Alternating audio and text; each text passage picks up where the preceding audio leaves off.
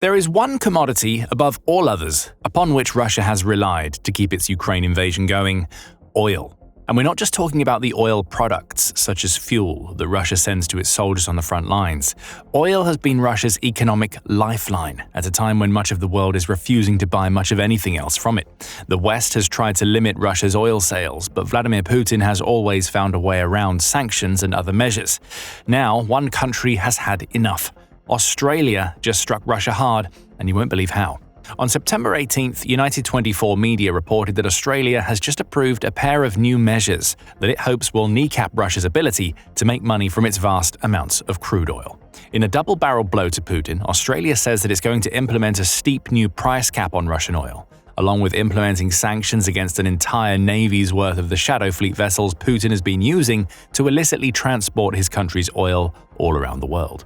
Let's start with the price cap. A price cap, which Australia observed, was already in place on Russia's oil. The big difference this time around is that the cap that previously sat at $60 per barrel of oil is now going to be lowered to $47.60 per barrel. That $12.40 reduction may seem like a fairly small amount when taken in isolation, but the sheer scale of Russia's oil sales means that this single move has the potential to cost Putin billions of dollars that he's using to fund his war machine. Some quick maths shows us just how much of an impact this new price cap has the potential of having. The Center for Strategic and International Studies, or CSIS, said in August that Russia sold 7.3 million barrels of oil per day in July. At the previous price cap of $60 per barrel, that amounts to $438 million in daily oil sales. With the new price cap in place, that amount drops to $347.48 million per day. So Russia is going to be losing an eye-watering $90.52 million daily, assuming the price cap is recognized and implemented internationally. The numbers make for even worse reading for Putin when you blow them up for an entire year. 7.3 million barrels of oil sold per day amounts to 2.6645 billion barrels annually. At the $60 price cap, that would mean Russia generates about $159.8 billion from its oil sales annually. Of course, there are a couple of things to keep in mind here. First, not all of that money goes to the Russian state. Instead, Russia taxes these sales, earning a percentage of revenue in the process. Second, this figure assumes that every nation is sticking to the price cap that is already in place. That's not the case. The likes of China and India, which have been buying Russian oil via the shadow fleet that we'll cover in a moment, may be paying slightly more. It won't be much more. Both countries know they have leverage over Russia, meaning they can negotiate low prices of their own for the oil they buy due to Putin having nowhere else to go. Still, this means that the $159.8 billion figure is an approximation. But it's one that serves the purpose of showing just how much money Russia is about to lose thanks to Australia. Now that the price cap has been dropped to $47.60, Russia will be earning a little over $126.8 billion from its oil annually. That's around $33 billion disappearing down the drain, at a time when Russia is believed by some to be spending as much as $1 billion per day on the war in Ukraine. Make no mistake about it, Australia just hit Russia hard with this price cap. We say Australia, the land down under isn't the only country that's going to implement this new price cap, as it's a cooperative effort between it and several other nations. That was revealed by Australia's Minister of Foreign Affairs, Penny Wong, on the official ministry website.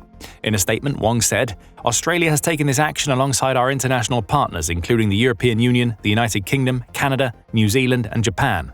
Australia maintains its total ban on imports from Russian oil and refined petroleum."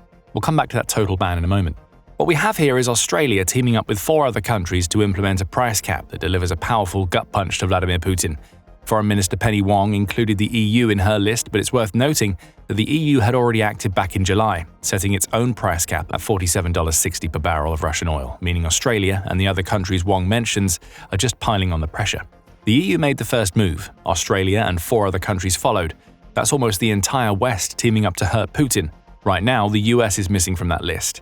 S&P Global said in June that the US is unlikely to lower its own price cap from $60 where it currently stands. But the option is there.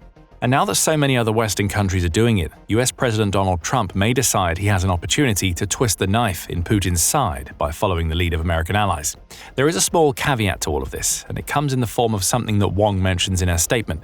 Australia's Minister of Foreign Affairs is right to say that the country has an outright ban on buying all Russian oil products, ranging from crude oil to refined oil such as gasoline. However, that ban isn't as effective as it could be. In July, the Center for Research on Energy and Clean Air, or CREA, revealed that Australia is still making use of Russian oil, albeit potentially unintentionally. CREA said that since the G7 placed its initial price cap on Russia's oil in February 2023 up until the end of June 2025, Australia spent $6.4 billion on oil products made by 3 refineries in India. The kicker is that all 3 of those refineries use Russian crude oil to make the products Australia bought. Not all of the $6.4 billion is linked to Russian oil. Korea estimates that about $2.5 billion of the products Australia bought were refined from Russian crude. Still, a worrying number here is that Australia thus far has sent $1.09 billion to Ukraine, meaning it's technically spending more on Russian oil by proxy than it has provided to Ukraine in military and humanitarian aid. We don't point this out to claim Australia as being disingenuous with its oil ban or its new decision to cap Russian oil even further. The point we're making here is that figuring out where the oil products a nation buys actually come from is a minefield of Russian misdirection. Even when measures are in place to stop Russia from selling its oil to other countries, it's finding ways to get around those measures. That makes it incredibly difficult for countries like Australia to follow through on their bans because the oil they buy from other countries is so often tainted by Russia's crude. But this is where the second part of Australia's two-punch combo against Russian oil comes into play. In addition to implementing a new price cap that could cost Russia billions of dollars with its direct sales of oil, Australia has also announced that it's going to sanction a huge swathe of the shadow fleet that Russia is using to send its oil to countries like India. We'll explore the shadow fleet in more depth later in the video, but for now it's enough to know that the fleet is hundreds of vessels strong, all of which use deceptive practices to hide from international monitoring agencies. Those practices include sailing under the flags of countries other than Russia, and even using GPS spoofing to throw the authorities off a ship's scent. It's thanks to these types of vessels that countries like Australia still end up buying Russian oil, albeit indirectly. Now Australia is taking aim at the shadow fleet. Australia will also impose targeted sanctions on a further 95 Russian shadow fleet vessels, Wong announced in her statement. With these additional listings, the Albanese government has now sanctioned more than 150 shadow fleet vessels since doing so for the first time in June 2025. In other words, Australia has more than doubled the number of shadow fleet vessels against which it has sanctions. Sanctions may seem like an off measure to take against the shadow fleet. After all, the very nature of this fleet means that official measures that might work against ships that sail legitimately don't work against shadow fleet vessels. However, that doesn't mean that sanctions have no impact. In a shadow fleet ship's case, sanctions can include forcing insurers to add clauses to their contracts that ban the insured ship from switching off its automatic identification system or AIS transponder. This AIS transponder is responsible for essentially telling the international shipping community the ship's identity, position, course, and speed. Along with that data, you can find additional information about who owns the ship and what it's carrying. Naturally, many shadow fleet vessels switch AIS transponders off. This isn't a perfect solution, of course, however it does force Russia into making tough choices with all of its shadow fleet ships. Remember, Russia does go to some lengths to at least make these ships appear legitimate when placed under light scrutiny. That's what flying under other nations' flags and registering those ships in other countries is all about. Insurance is a part of that feigned legitimacy, and it's naturally something that Russia will want for shadow fleet vessels. Sanctions like those we've just described mean that Russia's shady ships can't use one of their methods of evading authorities, which could result in seizures and lost profits. As we said, it's an imperfect measure, but having sanctions in place against 95 ships at least makes it less convenient for Russia to use those ships in the future. Ideally, it might even force Russia to withdraw some of the sanctioned ships from the waters because it doesn't want to take the risk of them being caught. Not only does that mean less oil being shipped, but it also means that Russia has then wasted money it spent to buy those ships in the first place. Throw the new price cap into the mix, and you see the whole point of what Australia has just done to make Russia hurt financially. And there's more. A couple of weeks before Australia announced its double-barreled gut punch to Putin, it also sanctioned 4 Russian individuals due to human rights abuses that they've committed during the Ukraine war. United 24 media reported on these new sanctions, noting that those whom Australia targeted have been complicit in suppressing political freedoms in Russia by cracking down on people who express support for Ukraine in its battle against Putin. As with the latest sanctions, Wong published a statement on the Australian Department of Foreign Affairs website to announce the sanctions. The Australian government is imposing further targeted financial sanctions and travel bans against 14 individuals responsible for silencing political expression in Russia, as well as enabling the illegal and immoral invasion of Ukraine, Wong said. The human rights situation in Russia continues to deteriorate, with violent crackdowns aimed at suppressing human rights and anti-war advocacy. That announcement was delivered alongside another condemnation of Russia's actions in Ukraine, as well as Wong emphasizing that Australia already has a hefty package of sanctions implemented against Russia. That package is now 1,600 sanctions strong, with each of these sanctions being designed to weaken Russia's ability to finance the war that it started with Ukraine. In the case of individual sanctions, travel bans confine sanctioned people to Russia and a few other unsanctioned countries, often preventing them from making or soliciting foreign investments they can use to benefit themselves or their countries. It's a case of every little bit helping to hurt Russia. And Australia has more than 1,600 little ways of helping that add up to a lot of financial damage. Ukraine is certainly happy about Australia's price cap and shadow fleet sanctions. In a post on X, Andriy Sybiha, who is Ukraine's Minister of Foreign Affairs, said, "Grateful to the Australian government and my colleague at Senator Wong for their decisive support for Ukraine and for upholding international law. By lowering the Russian oil price cap and imposing targeted sanctions on 95 shadow fleet vessels, Australia is helping to restrict Russia's ability to fund its war and undermine global peace." That statement, particularly the part about restricting Russia's ability to fund the Ukraine invasion, brings us to how much of an impact this is really going to have on Russia. We've covered some of the key points already, particularly when it comes to how much money the new price cap could end up costing Russia and how sanctions can be implemented on shadow fleet vessels that exist to skirt sanctions. Meza adds that Australia doing all of this in conjunction with other nations is important when it comes to deterring Russian aggression as a response to Australia's new sanctions. Think of it as the same collective defense policy that underpins NATO. If Australia were just one nation alone attempting to stand up to Russia on the oil front, Putin could order a campaign of intimidation designed to make Australia back down. But it's not just Australia. It's Australia, 4 other nations, and the entire EU. It's a lot harder for Russia to intimidate such a united front, with that front also sending the message that a large portion of the international community still condemns Putin for his actions. Don't underestimate the impact of joint action on the lobbying front either. Multiple countries working in tandem can put pressure on international shipping bodies to enforce international law and, potentially, to cause more problems for Russia. It's all about coordination, which is why it's so smart that Australia isn't trying to pull off all of this alone. Next, let's hone back in on the price cap.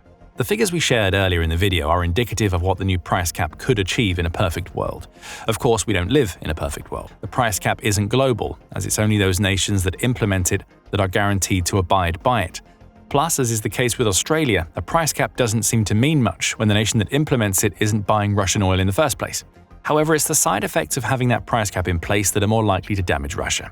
The authors of a Harvard Kennedy School policy brief titled "The Price Cap on Russian Oil Exports Explained" offers an isolated example. The world is just beginning to understand the price cap's impact on Russian oil revenues, geopolitical alignments, and oil trade, the brief says. For example, in the months before it was implemented, reports suggested that the prospect of the price cap likely led Russia to offer crude oil at a cut rate to importers in Indonesia. This was written before the original $60 price cap was put in place by several Western nations. And the point being made is that price cap creates pressure. Russia knew that it was going to end up being forced to charge less for its oil, and it knew that the new measure gave other nations leverage. Indonesia benefited from being able to buy cut-price oil as Russia looked to unload it as quickly as possible as a result. Even before the cap was in place, Russia was forced to charge less than it otherwise would. Now that cap is $47.60, Russia has to charge even less. It's like we said before, any country that buys Russian oil knows that it can take advantage of Putin's desperation to sell by offering far less than the going price for a barrel. Transfer pricing will still be an issue. This is when Russia declares a certain price that it's charging for its oil, though it ends up charging a higher price when that oil arrives at its destination. Chatham House has highlighted this issue and noted that it's something made possible by Russia's shadow fleet. It proposes closing the Baltic Strait to vessels that are potentially dangerous or improperly insured, which describes the shadow fleet to a T. Given that about 60% of Russia's oil and petroleum products exports have to pass through the Baltic Straits to reach their markets, the closure of navigation to shadow fleet vessels should enable enforcement of the cap to start become self-sustaining, although it may not necessarily eliminate transfer pricing, Chatham House says. Elimination doesn't have to be the goal if more of these ships end up being prevented from exiting the sea they need to exit to transport their wares. Speaking of the shadow fleet, anything Australia can do to limit the fleet's effectiveness is good for Ukraine. We discussed earlier how sanctions that lead to insurers requiring Russia's shady vessels to meet certain requirements could force Putin into taking those vessels off the seas. In terms of monetary impact, Russia has spent $14 billion to build a shadow fleet that numbers anywhere between 300 and 600 ships, depending on whose estimates you listen to. Australia has sanctioned 95 of those ships with its latest measures. Russia isn't going to stop using all of those ships, of course, but even if Australia only manages to pressure Putin into stopping the use of a handful, that's still hundreds of millions of Russian dollars wasted on vessels that end up rotting away in Russian ports. But in the end, there's likely to be one major winner from the new price cap and sanctions. It won't be Ukraine either, though the country always benefits from measures that hurt Russia financially. No, the big winner in all of this may end up being a supposed Russian ally that is more than happy to take advantage of Russia's oil becoming even cheaper: China. Al Jazeera reports that China is the world's largest buyer of Russian oil, having purchased 109 million tons in 2024, which accounted for 20% of Beijing's total energy imports. There's a reason that China has been buying so much Russian oil, and it's not because the country is trying to support Russia. That happens indirectly. However, the reason China buys so much is because, as we touched on earlier, it has Russia over a barrel, literally. China is making hay while the sun shines by purchasing as much of Russia's oil as it can now that price caps have pulled the amount it has to pay way down. Now that an even lower price cap is in play, China can tell Russia that it wants a discount too. Russia won't be able to say no. China is its biggest oil customer. Here we see China's opportunism in action, and it's enriching itself at the cost of Russia, all thanks to Western sanctions and price caps. China looks set to save a lot of money thanks to Australia. Russia Matters says that Beijing has already spent $16 billion less on Russian oil between March 2022 and June 2024 than it would have if the West weren't hitting Russia's oil industry so hard. That's a big chunk of change that is only going to get bigger as countries like Australia make it even harder for Russia to sell its most valuable commodity. Furthermore, the $16 billion figure only accounts for sales that were officially registered. Whatever Russia has sold to China via its shadow fleet will also be discontinued, so the real number may be billions of dollars higher. In an ideal world, Australia and other Western countries would be looking for a way to stop China from benefiting from Russia's pain. But even if that doesn't happen, the outcome is the same. Australia and its allies will cost Russia billions of dollars with their new price caps and sanctions. And as more sanctions hit Russian oil, Ukraine is taking the fight to Russia's most valuable industry directly. St. Petersburg burns as Russia fails to stop Ukraine's massive strike. Find out more in our video. And remember to subscribe to The Military Show for more videos covering what the West is doing to hinder Putin's Ukraine invasion. And thank you for watching.